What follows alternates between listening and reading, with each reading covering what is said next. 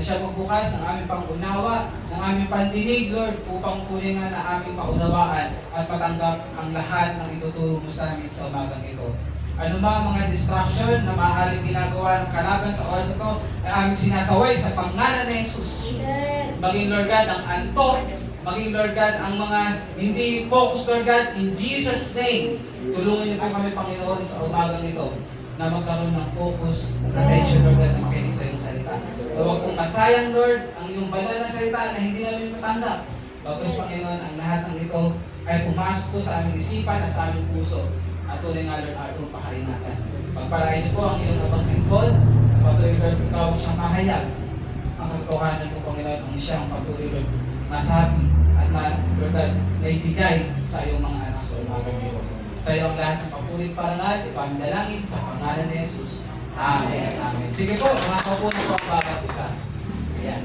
So, bago po ako magpatuloy, magbigay lang po ko ng background sa aklat ng ikalawang Pedro. Ayan. Ang ikalawang Pedro po, alam niyo po siya, yan. Siyempre, ang sumulat nito ay walang ibang kundi si Apostle Peter pa rin. Pero alam niyo po ba, ang 2 Peter, sa mga tawag sa survey, isa sa mga lesser studied book. Ayan. Ibig sabihin, hindi siya masyadong napapagtunan ng pansin. Pero hindi ibig sabihin na wala kasi makukuha ditong magandang aral. Meron pa rin. Siguro dahil lang sa maikli lang siya, pero ako'y nananampalataya na ito ay napakahalaga pa rin. Amen po ba? Amen. At ang isa sa nakakamangha sa sulat na ito po ay isinulat ni Apostle Peter na parang sinasabi niya ng farewell message. Pag sinabing farewell message, parang ito yung kanyang huling habilin. Yan. Meron ba nakatanggap na dito ng parang huling habilin? Yan. Halimbawa, yung may sumulat sa'yo, ito na nga pala yung huling beses na ako susulat sa'yo. Kasi, maaaring sa isang taon. Ayan. Si Apostle Peter po, ayan, isinulat niya ito kasi isa po sa haharapin niya na ngayon na sitwasyon sa buhay niya ay siya ay tawag doon. Siya ay matided penalty na. Matindi, ano? Pero kahit gano'n, siya pa rin ay sumulat. Bakit niya nga ba ito sinulat? Kasi ini-urge niya o hinihikayat niya ang mga unang mananampalataya na sila ay manatiling tapat. Yan. Na sila ay lumago sa pagkakilala sa Panginoon at sila ay maging aware sa mga maling naturuan na ituturo ng panahon nila. Sabi nga, no, it addresses critical issues within the early church. Kasi meron talagang mga issue na matindi, na mabigat. Kaya kahit si Apostle Peter ay malapit na siyang hatulan ng kamatayan, siya ay sumulat pa rin. Para ang mga unang mananampalataya ay magkaroon ng matibay na panglaban doon sa mga maling katuruan. Amen po ba? Amen. Ayan. Ito po ay most likely na isulat between 64 to 68 AD. Ayan. At sabi nga, no, in-address ito ni Apostle Peter sa mga unang mananampalataya sa panahon nila. Sabi nga, no, ito ay mix mga Jewish believers at mga Gentile believers. Amen po ba? Amen. Ayan. Nakakuha po ba natin yung tawag din, yung background? Sabi nga, no, Peter writes to encourage spiritual growth and moral excellence. Yan po ang pag-aaralan sa chapter 1. Then sa chapter 2 ay warn against false teachers who distort the gospel and lead others into sin. Matindi, nagtuturo. Pero dagaling ka sa pagkakasala. Kaya talagang kailangan niya sumulat.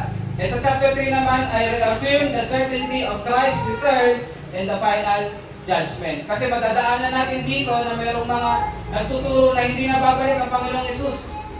Ayan, matindi. Sabi nga, no, to combat skepticism. Pag sinabi niya skepticism, ito yung mga hindi naniniwala, yung nagbibigay ng doubt. Ayan, about the second coming. And to remind believers that God's timing is not like ours. Amen po ba? Amen. Ayan, so, ayan ang background ng 2 Peter. Napakahalaga po na ating matalakay bago tayo magpatuloy yung background para maunawaan natin bakit nga ba ito naisulat ng author. Amen po ba? Kasi pag hindi natin alam yung background, kung ano-ano na lang ang bakit kaya ganun, bakit kaya ganito, ano bang kahalagahan nito. Amen po ba? Pero ngayon alam natin ang background, tayo ay nakasakay na ngayon kasama nila. Amen po? So sa ating pong pagpapatuloy, ayan, ito pala yung aking introduction. Ayan. Alam niyo po ba, naisulat natin ni Apostle Peter yung ikalawang Pedro kasi para paalalahanan. Amen po ba? For him to remind the early Christians sa panahon niya na sabi nga kailangan malaman nila kung ano ang totoo at kung ano ang hindi totoo. Sabi nga bakit kaya ganito ang ginawa ng Apostle Peter? Ayan, ibig sabihin, Apostle Peter want the early Christians to be alert. Amen? Maging alerto at alam ko sa panahon ngayon, ganoon din ang kailangan sa atin. Tayo ay maging alerto. Sabi nga if anybody in the early church knew the importance of being alert, walang iba yung kundi si Apostle Peter. Kung sino man daw sa early church ang nakakaalam ng kahalagaan ng pagiging alerto, walang iba yung kundi si Apostle Peter. Bakit? Kasi bago siya naging alerto, napakarami niyang kapalpakan na nangyari, nagawa. Bago niya natutunan ito. Sabi nga lang, he had a tendency in his early years to feel overconfident. Alam niyo ba kung gaano overconfident si Apostle Peter? Nung sinabi ni Jesus na siya ay dapat mamatay, na siya ay uhuli, sinabi niya, hindi, dadaan muna sila sa akin ang tindi, Overconfident siya. Pero alam naman natin, nung ginuli na si Lord, saan pumunta si Peter? Siya ay nagtago. At ilang beses niya pinagkanulo ang Panginoon? 3 beses. So nasa na ngayon yung tapang? Ayan, Sabi nga he had a tendency in his early years to feel overconfident when danger was near and to overlook the master's warning. Sabi nga dyan, he rushed ahead when he should have waited. Ayan. He slept when he should have prayed. Diba kasama ito sa tatlo, nung nanalangin si Jesus, ibig na siya ay nanalangin, siya ay natulog. Ayan. Sino rito mahilig matulog nang hindi pa nagpe-pray? Ayan. Pray mo na bago matulog. At huwag din naman matutulog habang nag-pray. At huwag din matulog habang nakikinig. Amen po ba? Sabi nga si Apostle Peter, ganun Kung kailan kailangan siya nanalangin, doon siya natulog. Kung kailan dapat siyang nag-antay, doon siya naging agresibo. Naging agresibo siya kasi ang ginawa niya, pinutol niya, di ba? Tinagaan niya yung tayo nung humuli kay Jesus. Then, kung kailan naman kailangan siya magsalita, doon siya hindi nagsalita. At kung kailan dapat na ipakita yung kanyang katapangan, doon naman siya natuwa. Amen po ba? Amen. Bakit nga ba nangyari yun? Kasi nung time na yun, hindi siya ganun ka-alerto. Kaya naman, mga kabataan, yan, at sa atin din naman, kapag may kakilala tayo na may mga experiences na hindi maganda, huwag naman natin sabihan, wala kang karapatan, sabihan ako ng ganyan. Kasi ikaw ay mali ang ginawa mo. Hindi. Meron pa rin tayo matututunan. Lalo na sila ang nakaranas. Kaya ngayon, alam nila kung paano nila tayo paiiwasan. Amen po ba? Kaya, never tayo mag-judge na, hindi ako makinig kayo. Pag ganun. Kasi sa Apostle Peter, kaya niya ito binabanggit ngayon kasi alam niya na mahirap kapag ikaw ay hindi alert. Kapag may dumating, nakapahamakan, may dumating na mga loko-loko. Loko-loko nga yung kasi talagang loko sila Nagtuturo sila ng mga mali. Amen po ba? Amen. So, kailangan maging alerto ang bawat isa.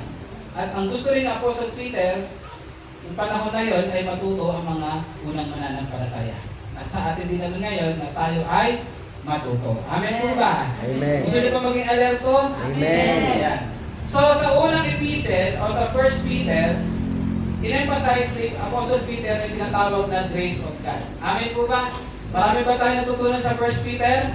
Napakarami po. But then, dito ngayon sa kanya ikalawang sulat, in-emphasize niya naman ngayon yung knowledge of God. So pag sinabing knowledge of God, it means a living participation in the truth. Ibig sabihin, ikaw ay alam mo ang katotohanan at ikaw ay may ginagawa. Ikaw ay may mga hakbang na ginagawa. Kasi minsan, iba kahit alam ang katotohanan, wala namang hakbang na ginagawa. Dito ngayon, sinasabi na po sa Peter, alam mo ang katotohanan, kaya dapat meron kang participation. Amen po ba? Amen. Kasi ito naman ang tinuturo ng ating Panginoon na magkaroon tayo ng kaalaman sa nag-iisa at tunay na Diyos sa pamagitan ng Jesucristo at kung ano yung tinuturo sa atin, lakaran natin at humakbang tayo. Amen po ba? Amen.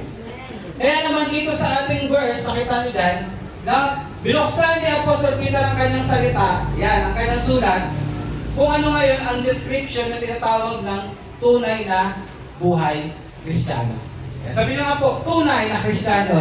Tunay na Kristiyano. Although, hindi naman talaga tayo makakapag-judge kung sino ang peking Kristiyano at tunay na Kristiyano, pero tayo ay binibigyan ng wisdom. Amen po ba? Amen. Kumbaga yung mga binibigyan tayo ng mga hint, binibigyan tayo ng mga pwede nating tingnan na pagbatayan. But then, we are not to judge. Pero bakit nga ba tayo binibigyan nito mga hint o ng mga pagbabatayan para tayo ay makahiwas kung halimbawang ma-discern natin? Amen po ba? Amen. Ayan, so parang sinasabi ngayon ng Apostle Peter, ingat-ingat tayo. Sabi mo sa katabi mo, ingat-ingat. Ayan. Sabi before he described, yan, bago daw niya i-describe ang counterfeits, bago daw i-describe niya Apostle Peter ang mga peke, mas mahalagang i-describe niya muna kung sino ang mga totoo. Amen po ba? Amen. Kasi kapag alam mo ang totoo, kaya mo ngayon paghambingin ang totoo at ang peke. Kasi pag hindi mo alam ang legit, pag nakawa ka ng peke, sasabihin mo, wow, ang ganda. Yan, pang isang linggo lang pala. Amen po ba? Kaya ngayon, si Apostle Peter, inuna niyang i-describe ang mga totoo. Sabi nga, no, the best way to detect falsehood is to understand the characteristics of the truth. Amen po? Amen. So Peter made, yan, si Apostle Peter ay nagkaroon ng tatlong important affirmations about the true Christian life. Pero ito ay hinati ko sa tatlo at ngayon ang pag-aaralan natin yung una pa lang. Kasi sabi ko, pag tinatlo ka kagad to, baka, alam niyo naman si Pastor, medyo ganado rin sa mag-share. Baka alas 2 na nandito pa tayo. Kaya hinati ko siya sa tatlo. Okay ba sa inyo yan? Ayan, sabi ko, tatlo pa lang, pero introduction pa lang, haba na eh. Pero alam ko kasi kailangan to, although parang madaldal si Pastor, mas maganda di ba na merong mga details. Amen po? Amen. Ayan, palusot pa si Pastor eh. Madaldal na na. Kaya pasok na po tayo sa ating pamagat muna. Ayan. Ang ating pamagat ay basahin natin 1, 2, 3. Affirmations of a true Christian life. Pag sinabing affirmation, nagpapatotoo. Ayan. Amen. Nagpapatotoo sa isang tunay na buhay Kristiyano. Napakahalaga po yung word na affirmation. Ibig sabihin kasi, ito yung nagpapakita. Ito yung nagpapatunay.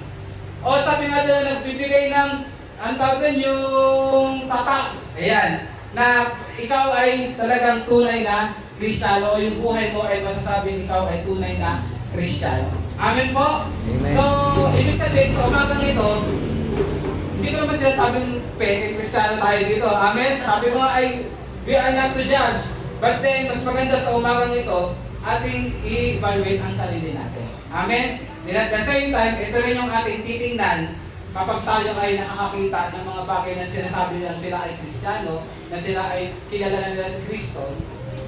Amen po ba? Kung dapat nga bang samahan ko itong taong ito, kung dapat ko ba bang pakinggan yung taong ito? Amen? Amen. Para magkaroon tayo yung tinatawag na being alert. Amen? So sige po, tayo ay magtuloy.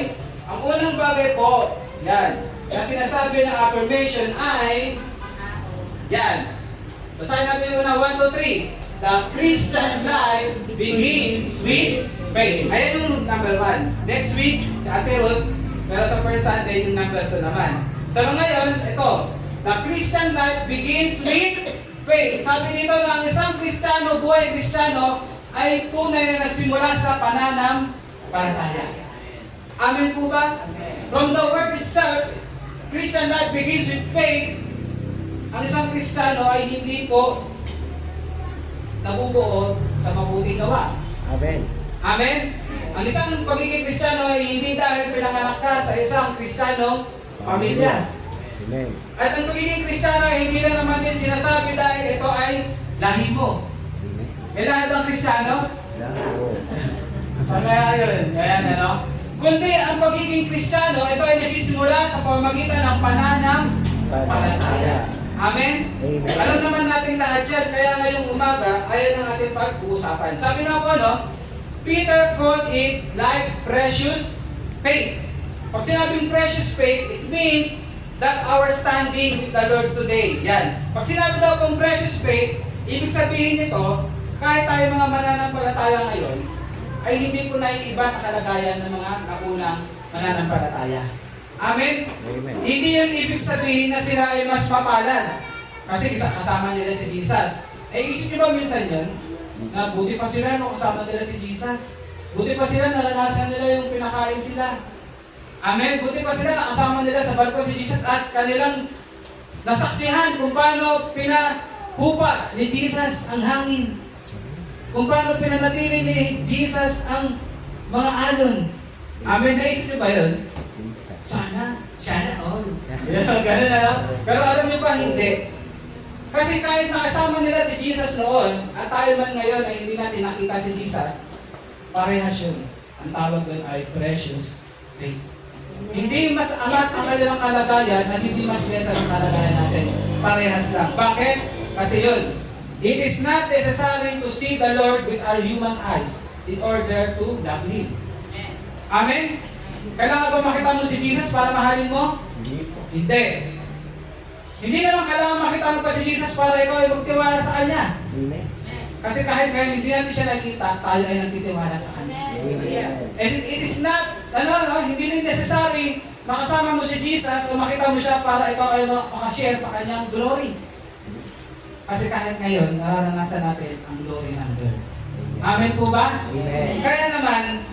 Kaya sinabi na Apostle Peter na like precious faith, kasi yung pananampalataya natin, ang pananampalataya nila nung panahon na kasama nila si Jesus ay parehas lamang.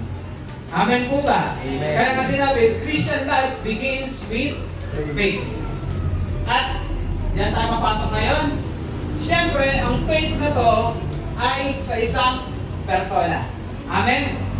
This faith is in a person. At walang iba yun kundi ang ating Panginoong Jesucristo. Kaya wala magkasabi dito. Ang hirap kasi kapag ang pananampalataya mo ay sa tao. Kasi pag wala na yung tao na yun, magpapalit na naman. Iba na naman ang pananampalataya mo.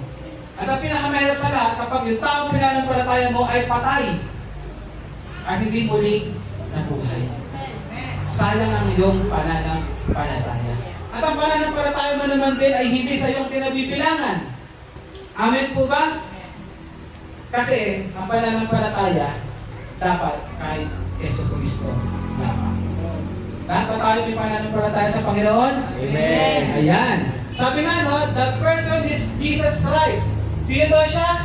The Son of God and the Savior. Nananampalataya ba kayo na siya ay anak ng Diyos? Amen. Na siya ay tagapagligtas? Amen. Hindi natin pwede sabihin na siya lang ay tagapagligtas, pero siya ay hindi Diyos. Amen po ba? Alam natin na mayroong grupo na nagtuturo ng ganyan. Sabi nila, oo, kami nananampalataya na siya ay pinadala ng Diyos para maging tagapagligtas. Pero siya ay tao lang. Amen? Tandaan natin, hindi kayang iligtas ng tao lang ang humanity. Diyos lang ang makakapagligtas. Amen. Alam niyo ba ulit kung bakit tawag doon si Jesus ay kailangang maging tao? Alam niyo kung bakit? Sabihin niyo bakit? Bakit? Ayan. Kasi kailangan yung tinatawag na blood sacrifice. Amen? Kailangan niyang maging tao para magkaroon ng laman at magkaroon ng dugo. Kung siya ay Diyos, ang Diyos ba ay nakikita? Hindi, di ba? Kasi siya ay spirit. So hindi siya magkakatawang tao, hindi mangyayari ang blood sacrifice. Walang may ipapako sa krus. Amen? Amen. Hindi pwedeng tao ang ipako sa krus para magbayad ng lahat. Kasi kahit 1,000 o kahit lahat pa tayong tao ipako dyan, hindi natin mababayaran ang ating mga kasalanan. Amen. Amen po ba? Amen. Kaya ang ating Panginoong Hesus, siya ay Diyos na siya ang tagapagligtas. Sabi nga din, Peter reminded his readers that Jesus Christ is the Savior by repeating this exalted title.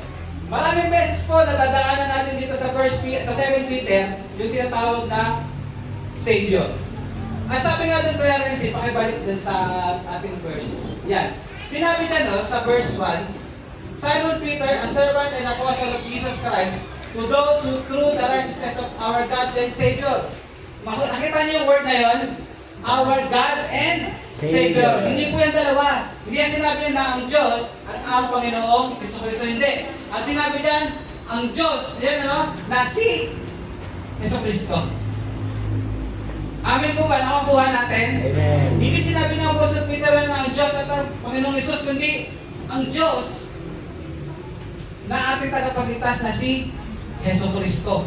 Amen po ba? Diyan pa lang sinasabi niya sa lahat na ating Panginoong Jesus ay hindi lang tagapagligtas, kundi siya mismo ay Diyos. Amen po ba? Amen. Kaya kapag may nagsabi sa inyo sa labas, ang tagapagligtas natin si Jesus, tao lang. Lumayo na kayo sa taong yun. Huwag na kayo magpagdebate. Kasi alam nyo, sinasabi sa salita ng Diyos na ang ating Panginoong Jesus ay Diyos. Amen. Amen po ba? Amen. Sabi mo nga sa katabi mo, si Jesus ay Diyos din. Si Jesus ay Diyos din. Mabalik na doon. Binig. Yan. Sabi nga no, a Savior is one who brings salvation. Ayan. Ang tagapagligtas ay siyang nagbibigay ng ng kaligtasan. And the word salvation was familiar to the people of that day. Sa panahon nila, napakahalaga ng salitang salvation. Kasi sa vocabulary nila, it means deliverance from trouble. Kasi talagang sila ay nakakaranas sa matinding ano ngayon? Persecutions. At sila ay under sa, tawag doon sa Roman Empire. Kaya naman talagang alam nila yung word na salvation. Sabi nga na particularly deliverance from the enemy. Kaya naman sa kanila, napaka-linaw sa kanila kaagad kung sinabi ang Panginoong Hesus ay tagapagligtas. Pero sinasabi ngayon ni Apostle Peter sa kanila na hindi lang siya tagapagligtas na tao. Kasi hindi nga kayang iligtas ng tao ang lahat. Kailangan ang magligtas ay Diyos. Amen. Kaya naman ang ating Panginoong Hesus ay 100% man and 100% God. Siguro magtatanong, paano nangyari yun? Sa totoo lang, hindi natin kayang ipaliwanag ng buo. Bakit? Kasi hindi tayo Diyos. Limitado tayo. Pero ang kailangan natin, it starts with faith. Kailangan ang buhay Kristiyano ay magsimula sa pananampalataya. Ang kailangan lang daw ay tayo ay mananampalataya. Amin po ba? Amen. Kaya sa umagang ito mananampalataya ka na ang ating Panginoong Hesus ay Diyos. Amin po ba? Amen. Kasi ayun ang pinapaunawa sa atin ng Apostle Peter. Malino po ba yun? Amen. So sige Kuya Francis, next. Paano nga daw pa yan? Ang title Savior ay nag-apply sa ating Panginoong Jesucristo. Basahin natin number 1. Go! He is indeed the great physician who heals the heart from the sickness of sin. Amen? Grabe ang idinulot sa atin ng kasalanan. Amen?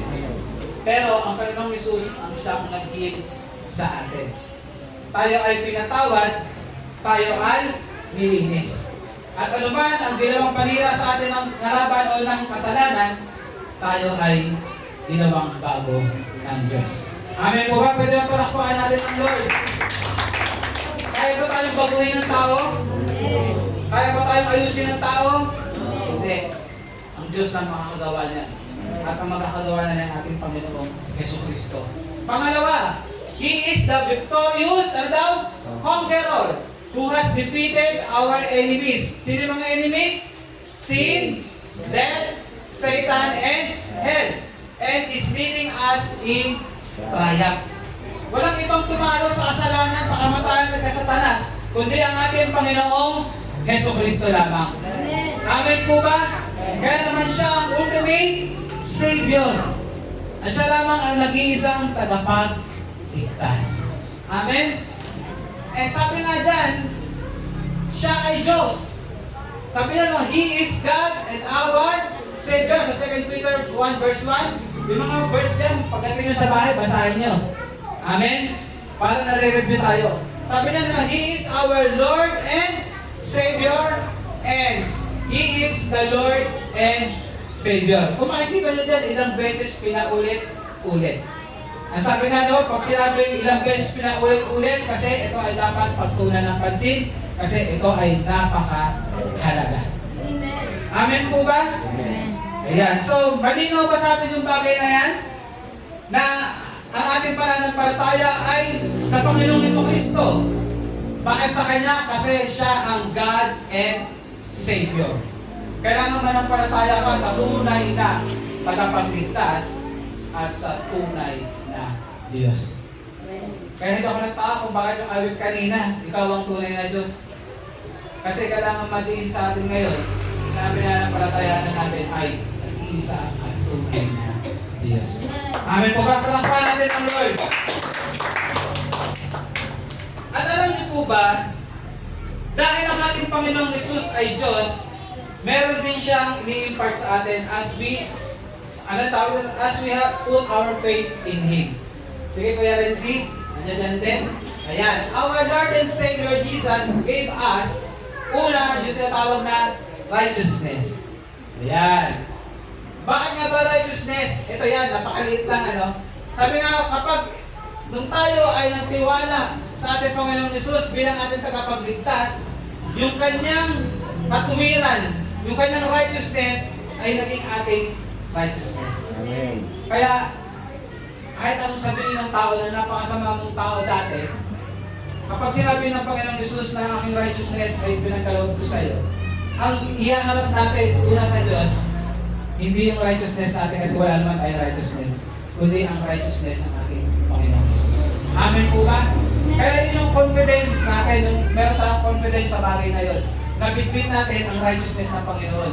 Sabi nga dyan, anong ibig sabihin nun?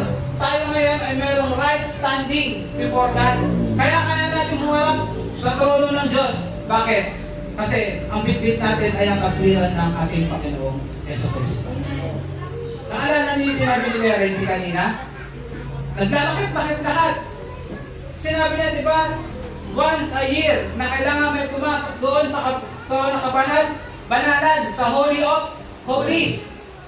Pero nung sabi kasi nun, kapag pumasok ang isa doon, at makita sa kanyang may karumihan siya, mamamatay siya.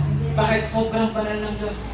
Pero alam niyo po ba, sinabi sa salita ng Diyos, nung namatay si Jesus, may kanta nun, you tore the veil, pinunit, hinati ng Diyos ang kurtina na naghahiwalay sa tao at sa Holy of Holies. Para tayo ngayon, sa katuwiran ng Diyos, ay makalapit sa Kanya. Amen po ba?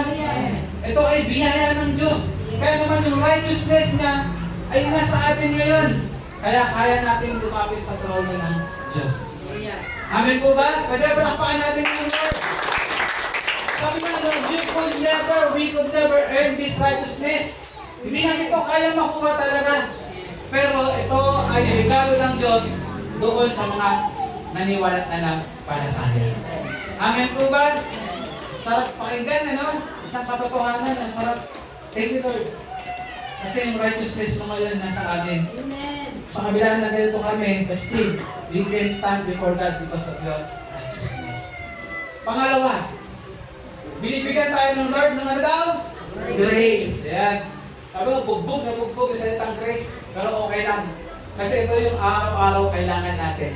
Amen? Sabi nyo, grace is God's favor for the undeserving. Sino bang deserving dito? Wala. God in His mercy does not give us what we do deserve. Dahil daw sa mercy ng Lord, hindi niya binigay sa atin kung ano yung dapat para sa atin. Pero dahil sa Kanyang biyaya, binigay niya sa atin ang hindi naman tayo karapat dapat.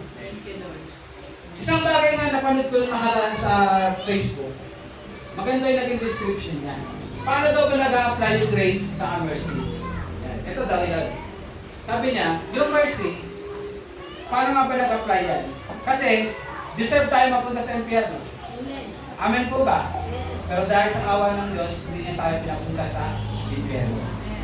Pero dahil sa biyaya ng Diyos, tayo ngayon ay papunta sa langit. Because of God's mercy, we are not anymore bound to hell. And because of God's grace, we are now bound to heaven. Nagpaprapahan natin ang Lord. Kaya ano, grabe yung grace and mercy ng Lord. Inalis tayo sa kapamakan. at dinala tayo sa buhay na walang hanggan. Hallelujah! Praise God!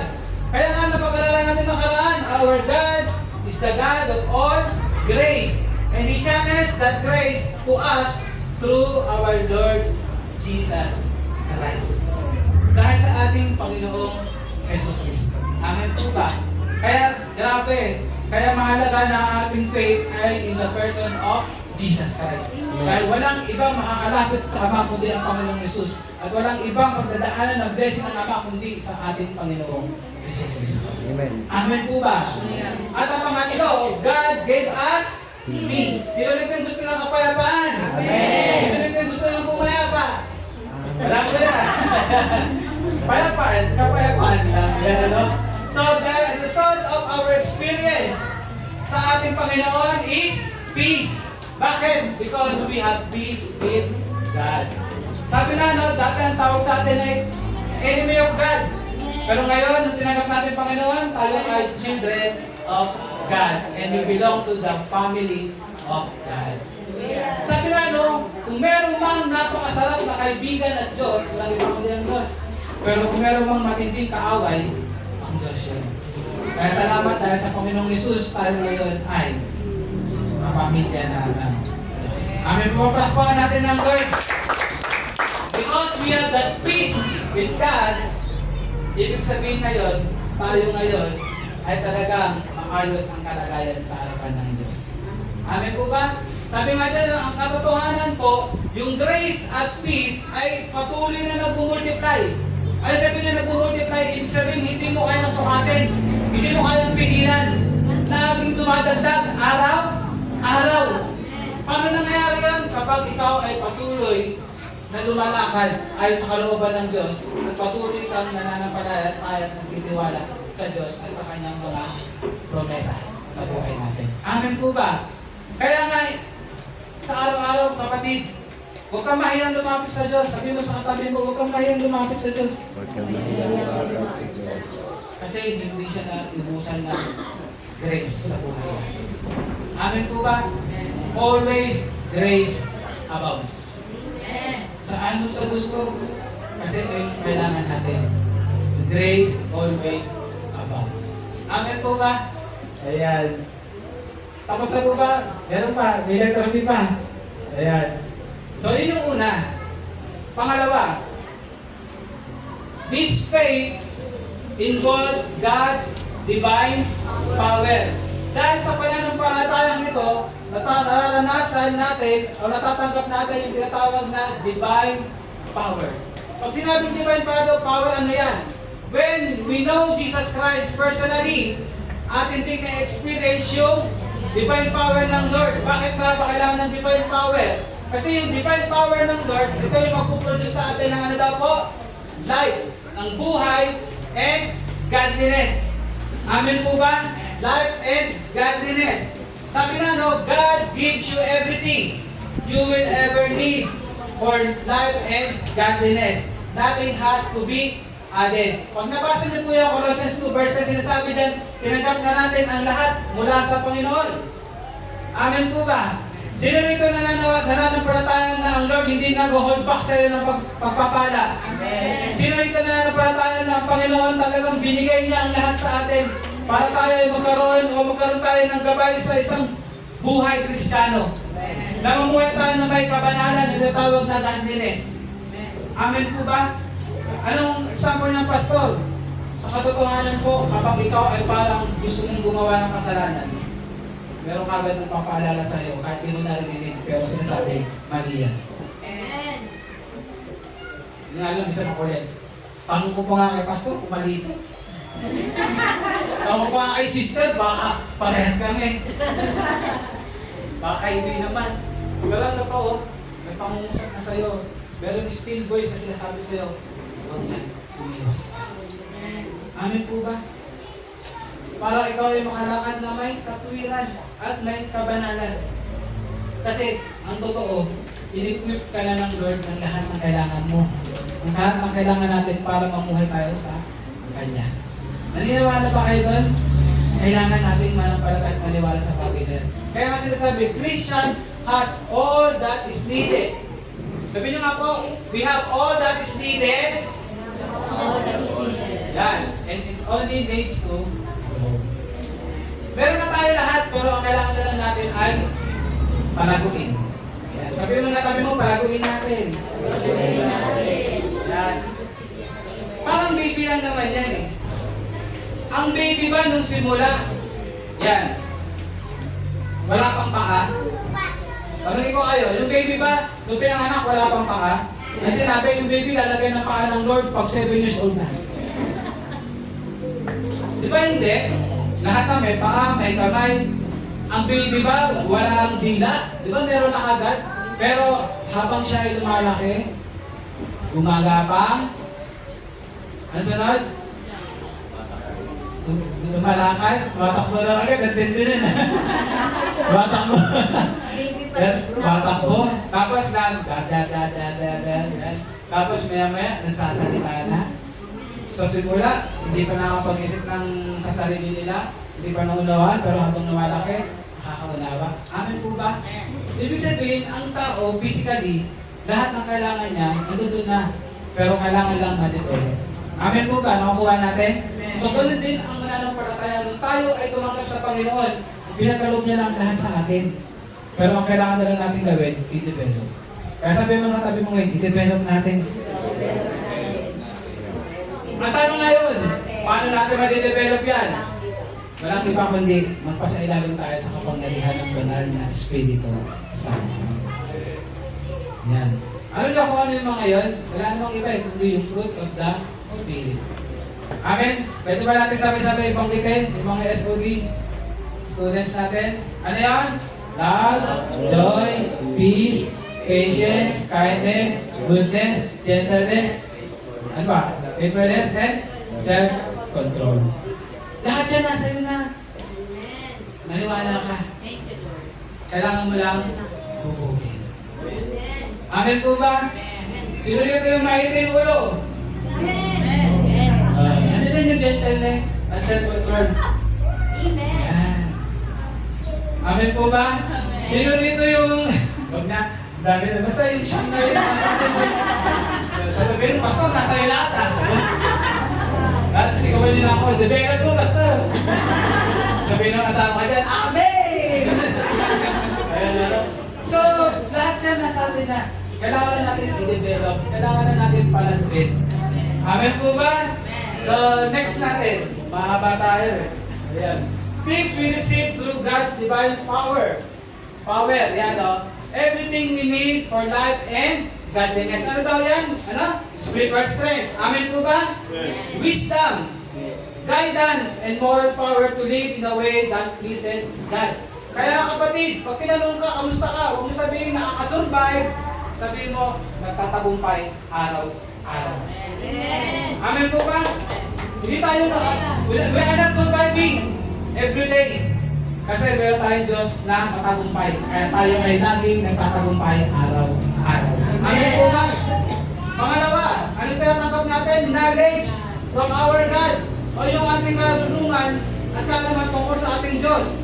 We are given a relationship with God through Jesus Christ. Knowing God is the foundation for a transformed life. Ano sinasabi niyan? Kung hindi mo kilala ang Diyos, mahirap na-transform ang buhay. Amen? Kasi wala kang paggagayahan. Wala kang pagbabasihan. Amen po ba? Kaya kailangan kilala natin ng Diyos. Kailangan kilala natin ng Panginoong Jesus. Bakit? Sinabi na sa salita ng Diyos na ating Panginoong Jesus ang perfect representation of God. Amen po ba? Kaya sa atin ngayon, hinuhubog yung tinatawag na Christ likeness. Yeah, sabi mo sa atin mo ulit, Christ likeness. Christ likeness. Hindi mangyayari sa atin ang Christ likeness kung hindi natin kilala ang ating Diyos. Amen? Pangatlo, a divine calling. God calls us by His glory and goodness, not our works. Tinawag tayo ng Diyos para sa Kanyang kalhatian at tayo sa Kanyang kabutihan. Amen po ba? Kaya naman, ang buhay ng Kristiyano ay merong purpose, merong identity, and merong direction. Kaya tayo hindi tayo yung tinatawag ng mga ligaw na tupa. Amen? Meron pang ligaw na tupa dito. Siguro, wala na rin black sheep. Wala na. Ayan. Kasi tayo ay merong great and good shepherd. Amen. Our shepherd who gives us purpose, who gives us identity, and always directs us. Pwede ba palakpakan natin ng Lord? Hallelujah. Ayan yung tinatawag na God's divine power. Kaya bang ibigay ng tao yan? Hindi. Diyos lang makakapagbigay niyan. Diyos lamang ang makakapaghubog niyan sa buhay natin. Kaya naman, we need to put our faith in our Lord Jesus Christ, our God and Savior. Amen po ba? And lastly, ayan, palakpakan, last na. This faith involves God's promises. Ayan. Sinabi nga doon, through this, He has given us His very great and precious promises, so that through them, you may participate in the divine nature. Kanina, divine power. Amen? Ngayon naman, divine nature, having escaped the corruption in the world caused by evil desires. Sabi nga po dyan, God has not only given us all that we need for life and godliness. Hindi lang na binigay ang lahat ng ating kailangan para tayo magkaroon ng buhay at mamuhay tayo ng kabanalan. Kanya lang ibinigay din ang kanyang banal na salita. Amen po ba? Amen. Sino nito yung nakabasa na ng Bible? Amen. Sino nito yung mayroong Bible? Amen. Binabasa niyo ba? Amen. Yun. Praise God. Yeah. He also given us His word, to enable us to develop this life and godliness. Amen. Kaya nga sinasabi natin, di ba? Ano nga ba yung ano natin sa Bible? Sino nakakalala? BIBLE. Basic instructions before leaving earth. Yeah. Sabihin nyo nga, Bible. Basic instruction before leaving earth. Sabi nga, no, yan ang binigay sa atin ng Diyos kasi dyan natin mababasa kung paano tayo mamumuhay ng kahit kabanalan. Amen po ba? Amen. Kaya huwag kang magsabi, huwag kang upo ng upo. Kaya mo, Lord, paano po ba ako magbabago? Lord, mangusap ka! Sabi ng Lord, magbasa ka! Amen po ba? Amen. Kung sabi ng Lord, I want to hear your voice. Sabi ng Lord, magbasa ka! Amen. Sabi mo sa katabi mo, magbasa ka! Basta ka. Yun! Pagpasa ka. Sinabi mo talaga. So, ayan. Binigay na ng Lord. Amen. Kaya nga complete eh. Amen? Kasi, bakit mayroong Biblia? Kasi ang dugo na lahat ng gabay na kailangan natin. Amen po ba? Hindi po kulang ang Biblia. Hindi rin siya sobra. Sakto siya. Hallelujah. Amen po ba? Kaya, basahin natin ang Bible. Sabi niya na, these promises are great because they come from a great God. Amen po ba? Amen. Kapag sumulat pa sa'yo, ang may crush sa'yo. Yeah. Paano mo pinapakaingatan? Sabi ng iba, Pastor, wala nang sulat ngayon. Eh di sabihin na natin, nung nag-message sa'yo, yung crush mo, hindi mo mabura-bura. Hindi, napakalaga sa'yo, kahit sinabi lang sa'yo, good morning. Good morning lang. Pinigil ka eh. Kasi, Nakapili. tinundan pa, kumain ka na ba? Diba? Sabi rito, yung salita ng Lord, kaya siya great. Bakit? Kasi naggaling siya sa great God. Amen po ba? Amen. Ikaw ay ngayon pinagkalooban ng makapangyarihan at nag-iisa at tunay na Diyos na nagmamahal sa iyo. Amen. Amen po ba? Amen. Kaya masarap pasahin ang salita ng Lord eh. Kasi nagmula ito sa kataas-taasan Diyos. At totoo ang lahat na nandiyan. Sabi na and they lead to a great life.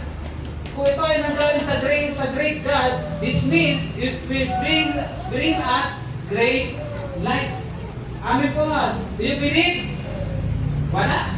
Naninimpalataya ba kayo? Amen. Ayaw nyo lang English, di Tagalog. Ayan. They are precious because their value is beyond calculation. Ano yung sabihin? Their value is beyond calculation. Walang maibabayad dyan. Amin po ba? Hindi mo rin kayang bilangin yan. Yung sinabi nga kanina, yung salita ng Diyos, walang maipapalit yan. Kasi sinabi, heaven and, ano ba yun, yung lahat ay mapapawi, lahat ay mawawala, pero ang salita ng Diyos ay mananatili ng pakailanman. Amin po ba? Amen. Walang maipapalit. Kaya habang ikaw ay nandito sa mundo, pahalagahan mo at basahin pag-aralan mo ang salita ng Diyos. Amen. Ayan ang kailangan natin. Sabi nga, no, because of God's precious promises, we can participate in the divine nature. Dahil doon sa mga salita ng Lord, sa mga promises na meron dito, we can now participate in God's divine nature. This means when the sinner believes on Jesus Christ, the Spirit of God uses the Word of God. Sabi dito, dahil daw ang isang makasalanan ay nanampalataya sa ating Panginoong Kristo, ang Espiritu ng Diyos, ginagamit niya ang salita ng Diyos para mag-impart ng buhay at ng nature ng Diyos sa atin. Amen po ba? Amen. Parang hirap intindihin, ano? Pero kapag pinanampalatayanan mo, mararanasan mo. Dahil nung ikaw ay nanampalataya sa Diyos, yung meron ng Diyos, ini-impart sa iyo ng banal na Espiritu Santo. Sabi nito, a person born of God shares the divine nature of God. Kaya see, ano po? Yan. Kaya nga sinabi nito, the lost sinner, ano po, is dead. Although, buhay siya, naglalakad dyan, pero ang totoo, siya ay patay. Patay saan? Sa Espiritu. Kaya nga tawag doon, yung divine nature ng Lord ay na-impart sa atin. Bakit? Kasi nung tayo ay nanampalataya sa Panginoon, tayo ay na-born again. Where? In Spirit. Therefore, if God is Spirit, we also have life through the Spirit. Amen po ba? And we are also alive in Spirit. So, isa yon sa divine nature. Kaya nga tayo ngayon ay merong kakayanang kumonekta sa Diyos dahil ang Diyos ay Espiritu at tayo ngayon buhay sa Espiritu. Amen po ba? Amen. So sabi niya, ano? The lost sinner is decaying. Sila ay nabubulok dahil sa corrupt nature. At sabi nga, ang patutunguhan ng lost sinner ay sa kapahamakan. Pero tayo mga mananampalataya ngayon, Christians can experience a dynamic life. Yan. Tayo ay mabubuhay ng talagang matindi dahil sa godliness. Because He has God's divine nature within. Tayo po ngayon ay hindi na nabubulok. Tingnan mo yung katabi mo kung mukhang nabubulok. Hindi. Fresh na fresh. Pero ang usapan kasi dito, yung tinatawag na although tayo ay mamatay, tayo ay muling mabubuhay. Amen po ba? At tayo ay patungo sa buhay na walang hanggan. Amen! Sabi nga dyan, ano? Mankind is under the bondage of corruption, but the believer shares the freedom and growth that is a part of possessing God's divine nature. Kung ang mga lost sinners sila ay bondage, o sila ay talagang nasatan ka lang ng kasalanan, tayo ngayon mga mananampalataya ng Panginoon, hindi na tayo under the curse of sin. Amen po ba? Amen. Tayo ay pinatawad at tayo ay pinalaya. Amen po ba? Amen. Kaya sinabi doon, kung sino man na kay Kristo, sa sinabi ng Lord na ikaw ay palaya, indeed, you are free. Amen. If Christ sets you free, you are free. Kaya nga hindi na tayo ngayon bondage sa corruption. Amen. Believers shares the freedom dahil ang Diyos wala makakapag-contain sa Kanya. Amen? Tayo rin ngayon sa biyaya at kapangyarihan ng Diyos, hindi na tayo bondage sa kasalanan. Kapatid, ayun ang katotohanan. Oo, minsan napipili natin ang kasalanan pero hindi ibig sabihin ikaw ay bondage. Kaya na meron na tayo kakayanan ngayong humindi sa kasalanan. Amen. Pero dati kahit gusto mong humindi, hindi mo magawa kasi under ka sa kasalanan. Amen po ba? Amen. Sabi niya, ano? ito yung napoposes natin ngayon because we have God's divine nature. Sabi nga no, napakaganda ng bagay na yun that we also have that God's divine nature. Hindi naman lahat. Pero ini-impart sa atin ang ilan sa kanyang divine nature. Amen po ba? Amen. Kaya naman, kaya natin mamuhay ng may kabanalan. Do you believe? Amen. Do you agree? Amen. Ayan. Sabi natin sa panghuli natin, because we possess God's divine nature, we have ano na po? Escape the defilement and decay in this present evil world. Through God's power, ano na po? We are no longer slaves to sin and the desires of the flesh. Rather, we are set free to live a new life in righteousness. Amen po ba? Amen. At paano nga ba nangyari uliyan? Balik tayo. Because Christian life starts with faith. And that faith is in the person of our Lord Jesus Christ, who is our God and Savior. Amen. Lahat ng mga gandang bagay na yan ay hindi natin matatanggap kung hindi si Yesu Cristo ang ating Diyos at Panginoon. Lahat ng mga gandang bagay na yan ay hindi natin mararanasan kung hindi nagsimula ang lahat sa pananampalataya. Amen. Amen po ba? I pray malinaw ang lahat. At ito ang mensahe ng Diyos sa atin sa umagang ito. Tayo pong lahat ay tumayo at tayo po'y manalangin. Hallelujah. Ama namin Diyos, salamat po sa iyong salita sa umagang ito na napag-aralan po namin ang unang bagay na mag-affirm, Lord God, kung gaano nga ba katotoo ang buhay ng isang Kristiyano. Lord, hindi namin kailangan mag-judge dahil wala kaming, Lord God, sa posisyon. But then, you give us wisdom, Lord God, kung paano namin, Lord, made-determine o made-discern kung sino ang totoo at kung sino ang hindi. At maging sa sarili namin, Lord, kung kami ba ay nagiging hypocrite o kami po ay nagiging totoo, Lord God. Salamat, Panginoon, dahil ang lahat ay nagsimula sa pananampalataya. Dahil, Lord, ito yung neutral thing, Lord God, na ang lahat ay may kayang gawin. Wala pong makapagsabi ng tao hindi na kaya manampalataya. Pero pwede na piliin na huwag manampalataya. But then, Lord God, thank you by your grace, Lord God, tinawag mo kami niligtas mo sa pamamagitan ng aming Diyos at tagapagligtas na si Yesu Cristo. Kung saan, Panginoon, ang lahat ng mabuti at magagandang bagay na aming napag-aralan kanina ay aming tinanggap dahil sa aming pananampalataya sa Kanya. Lord, ang lahat ng ito ay naganap dahil ito ang iyong kalooban. Dahil ito, Lord, ang plano mo. Kaya, Lord, napakabuti mo, napakadakilang. Pakaingatan mo ang iyong salita sa puso namin sa umagang ito. At Lord, maging excited pa kami sa susunod pa, Lord God, na pag-aaralan namin na dalawang bagay pa. Of how we can affirm, Lord God, ang totoong buhay ng isang Kristiyano. Sa iyo, ang lahat ng papurit parangal, aming takila, banal at makapangyarihang Diyos. Ito ang sabi dalangin sa pangalan ng aming Panginoong Hesus, sa gabay ng Banal na Espiritu Santo, ang lahat po ay nagsabi ng Amen.